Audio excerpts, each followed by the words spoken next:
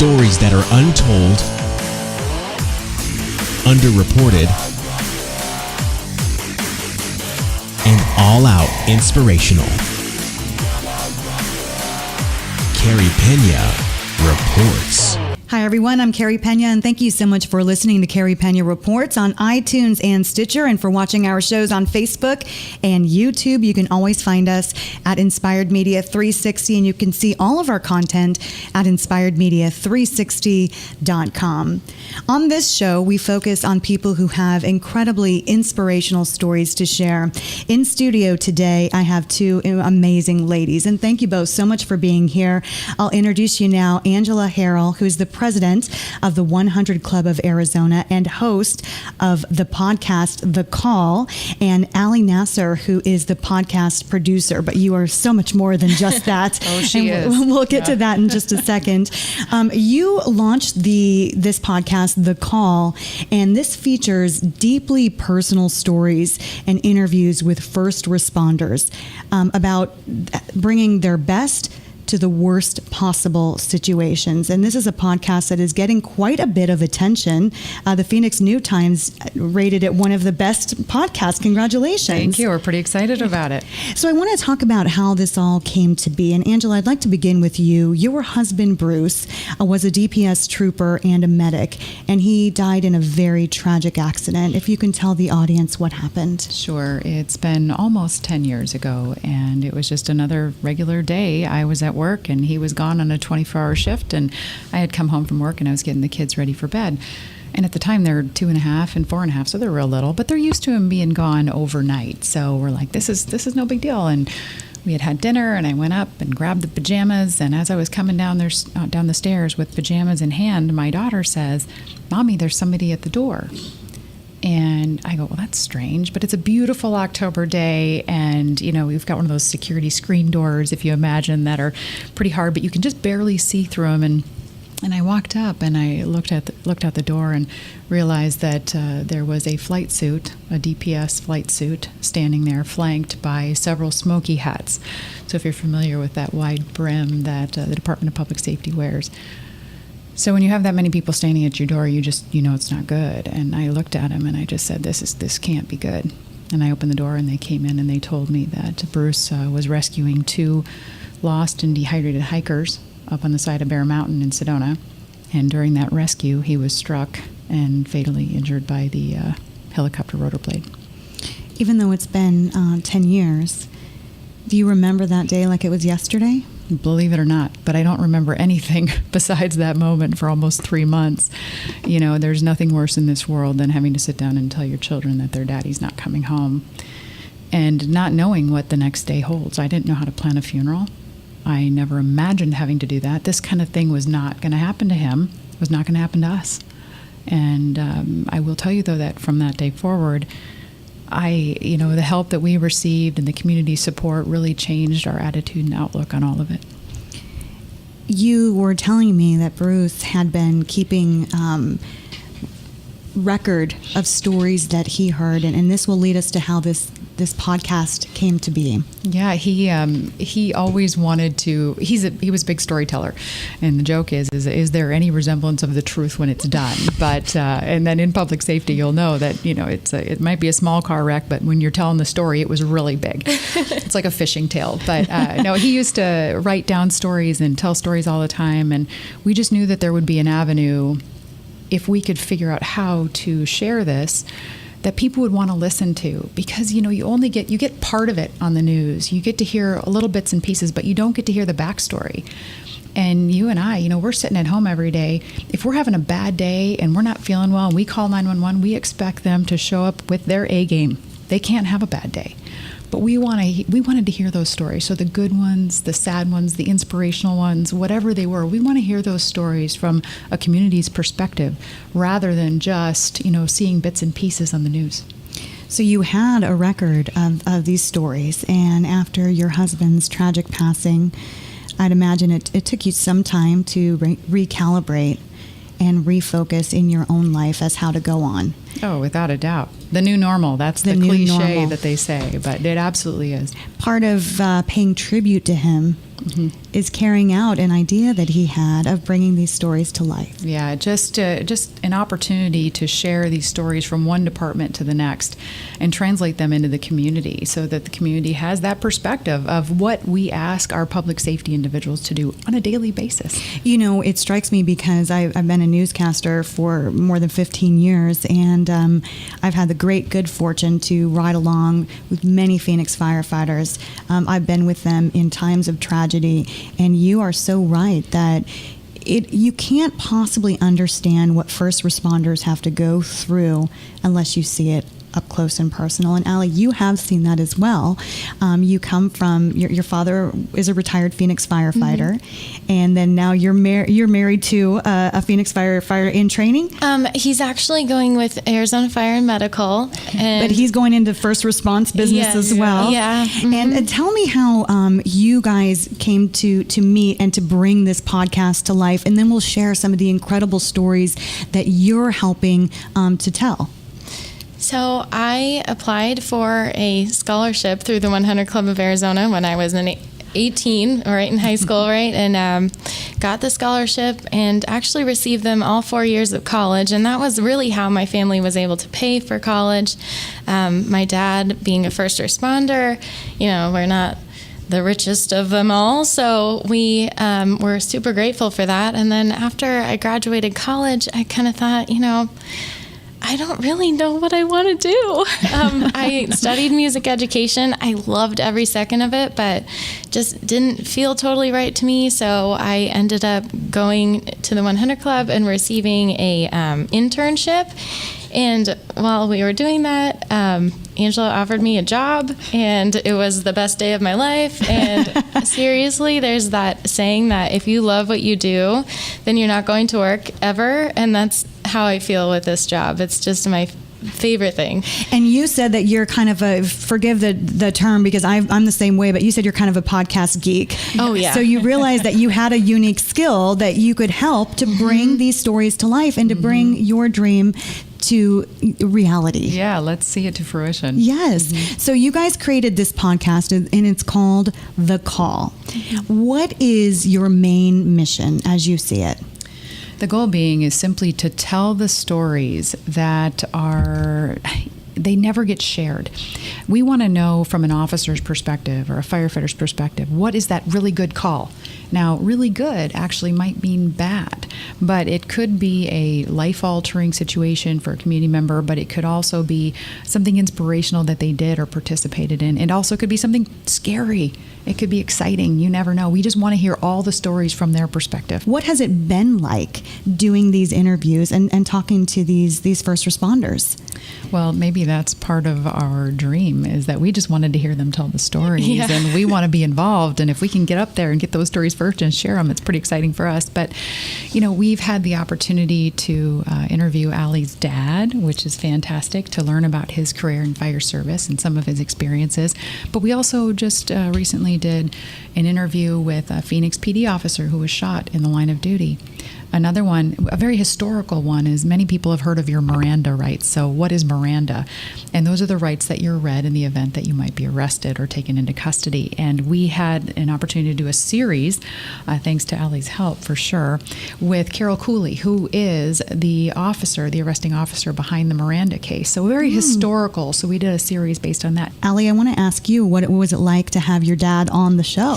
It was fun. So when we first started everything, I told my dad, hey, I have to sit you down and get some of your stories, because he's told me ones over the years that I loved and thought were totally awesome, but he surprised me and told some pretty intense ones that he decided that he didn't want to tell my family until that podcast. So I'm sitting there listening to them for the first time, and it's just wild. And he's talking about being in a building where they were in a club, and it was on Mill Avenue, and it was an old building, and somehow there were walls that were built around walls, and the fire was trapped behind these walls. So it was kind of faking them out. They didn't know that the fire was as bad as it was, and the roof collapsed, and he had been separated from the rest of the group, so he was by himself. doing search and rescue on the third floor when that roof had collapsed, and he thought he was going to die up there. And hearing that story was insane, because growing up, my dad was invincible. There was never anything that could get my dad. And I never worried about him going to work. People would ask me, are you afraid that your dad's not going to come home? And it was just always like, no, he's always going to come home.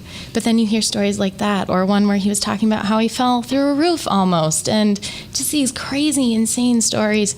And like right as he's telling me about this, my husband's getting hired with Arizona Fire and Medical and about to get into the academy. And I'm thinking, I'm hearing these stories now, and it's you realize that they really aren't invincible, and it's wild. What was it like taking a concept and getting into the world of podcasting? Because that can be kind of daunting, and figuring out how to do the interviews and really make this happen, and now having a podcast that's being recognized. Well, I love storytelling, and I think that was kind of when Angela brought up the idea of this podcast, I thought, oh my gosh, this is totally what I want to do, because I listen to storytelling podcasts all the time. One of my favorites is called Snap Judgment. Shameless plug, I guess. But they tell stories, and I thought, how cool would it be to do something similar with first responders?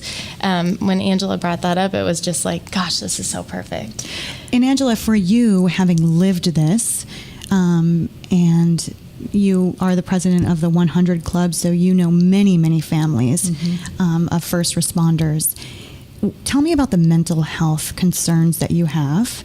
I've done a lot of reporting on this area, and I'm very passionate about this because you brought up a great point, Allie, that a lot of times the men and women who are police officers or firefighters and are put into these situations, there's a certain element that they feel that they can handle it.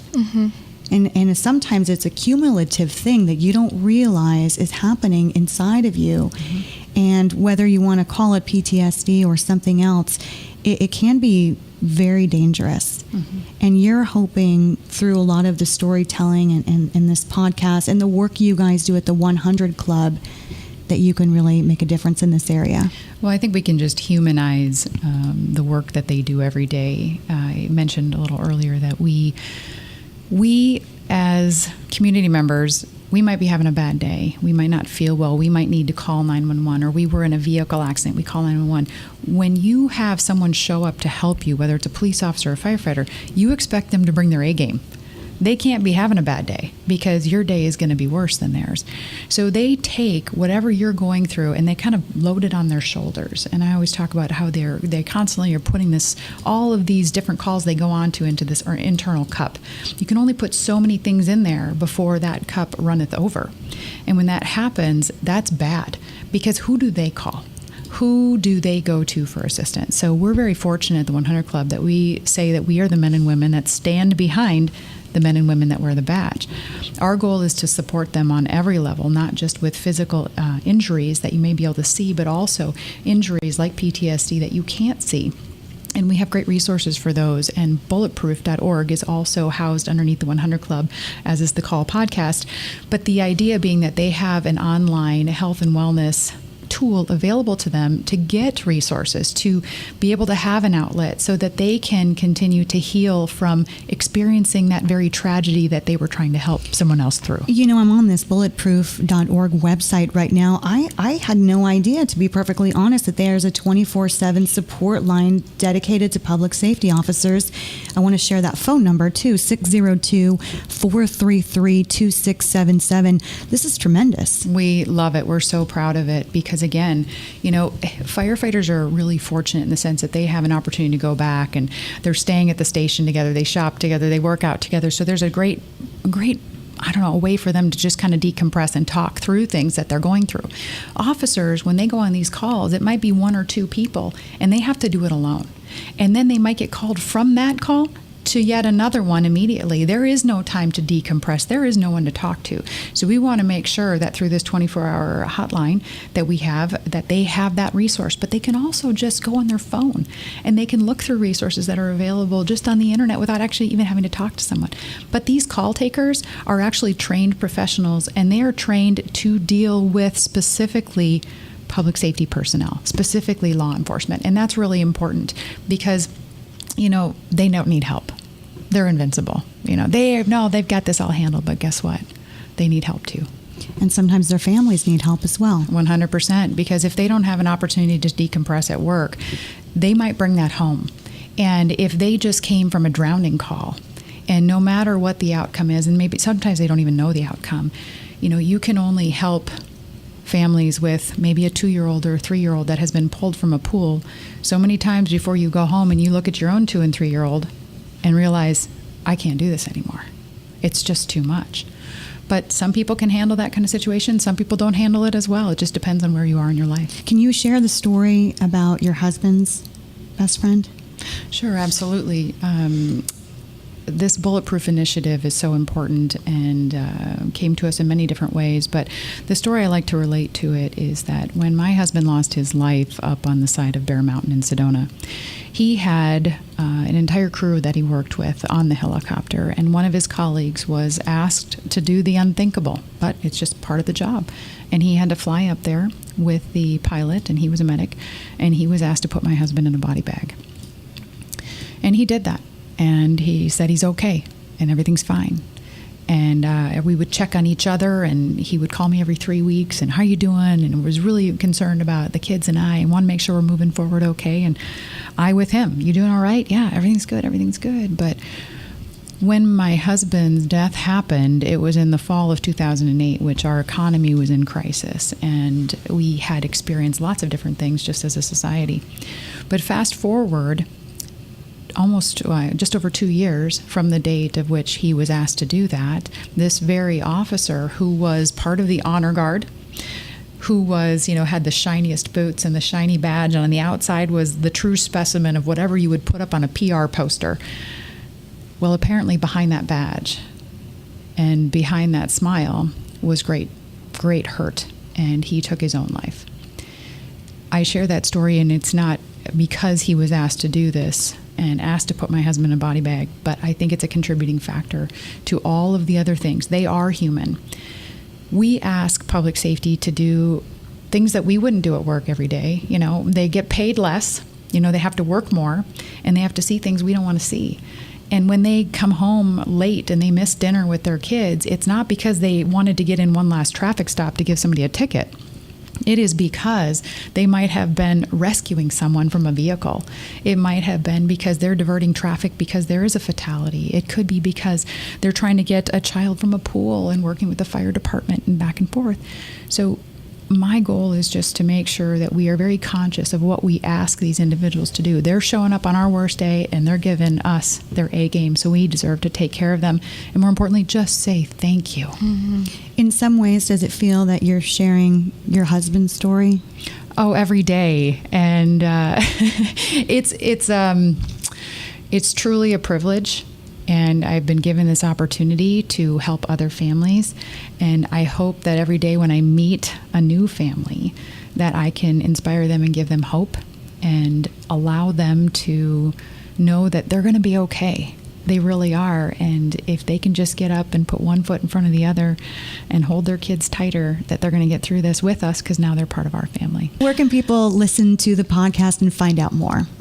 If they go on thecallpod.com or our website, 100club.org, there's a section for the podcast as well.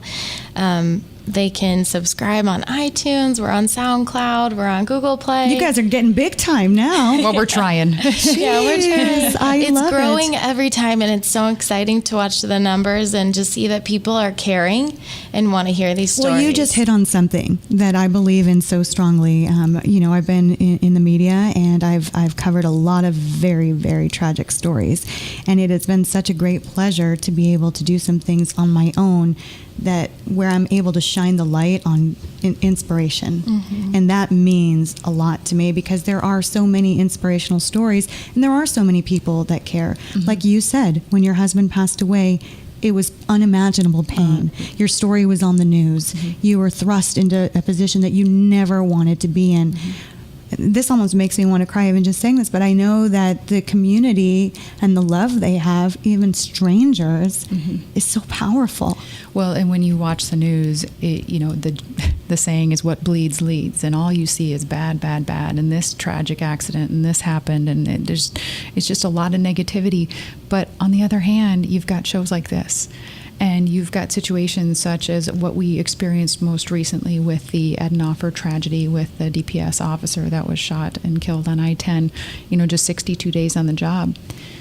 And what I hear from the families, and my family, I'm a testament to this, but what I hear from the families is we couldn't believe that there was this outpouring of support. People were just saying thank you, and they're showing up with water and mints and goofy things that you're like, why do I need this? But they just want to do something. They just want to help. And I work with, like I said, working with these families, the struggle is I tell them, let them help. Figure out something for them to do. And that is so critically important because it's not really to help you. It inherently helps that individual as well. It's to be able to contribute and to be able to be part of something without imposing. Yes, I love it. Thank you both so very much for being here and for sharing the story. And congratulations on a great podcast. I can see this kind of thing growing nationwide. Let's hope We hope so. Yeah. That's the Allie goal. does such good work. Allie's like, I'm ready. If you need a podcast producer, I'm right here, ready to go. No, I'm keeping her, actually. No. I just want to stay here and do that. Thank you, ladies, so much. And thanks to all of you for listening. Be sure to subscribe to get updates about all of our shows and podcasts. And we also have a podcast called Transformation Tuesday, and soon a show that is all about success stories. I'm really excited about this one as well. You can go to inspiredmedia360.com for all the info. Until next time, stay inspired.